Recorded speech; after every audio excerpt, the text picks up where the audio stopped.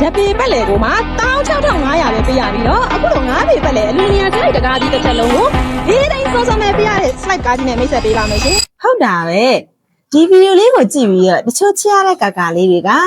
ဓပေပတ်လေ16500ကိုဘယ်ဆိုင်ပဲယူအားလုံးအတူတူပဲလို့ထင်သားကြတယ် sorry ပါရှင်တကယ်တော့ဓပေပတ်လေကို14000ကနေစရှိရပါမှန်စမ်းပါတယ်ကတုံးဒီဇိုင်း standard size လေးတွေကိုစင်းမြစ်တစ်ခွဒီတာကတေချာလေးပြင်ပြပြပေးပါမယ်အဆုံးလေးကြည့်ရှုပေးပါအောင်နော်အကျယ်လေးပဲအမြင့်လေးပဲမှာဆို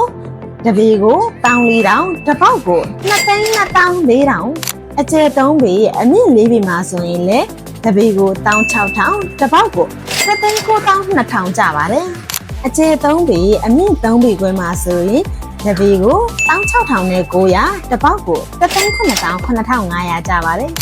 အကျယ်3ပေအမြင့်3ပေမှာဆိုရင်လည်းတပေကို18900တစ်ပေါက်ကို361,100ကျပါတယ်အကျယ်2ပေခွဲအမြင့်3ပေမှာဆိုရင်လည်းတပေကို19500တစ်ပေါက်ကို346,300ကျတင်ပါတယ်ရှင်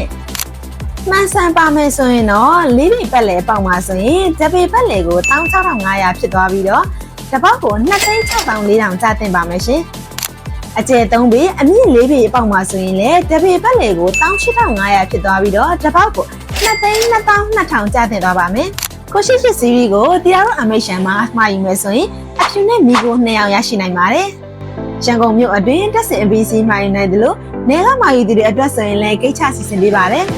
ဆောက်လုပ်ရေးကန်ထရိုက်ကြီးများနဲ့အယောင်ဆိုင်ကြီးများအတွက်လည်းအထူးလက်ကားစီနှုန်းစီစဉ်ထားပေးသေးတယ်နော်ပြရတဲ့စီနှုန်းနဲ့တန်တောင်မို့လို့ကျင်နေဆိုရင်တော့တရားတော်အမေရှန်ကိုလှမ်းလာခဲ့ပါရှင်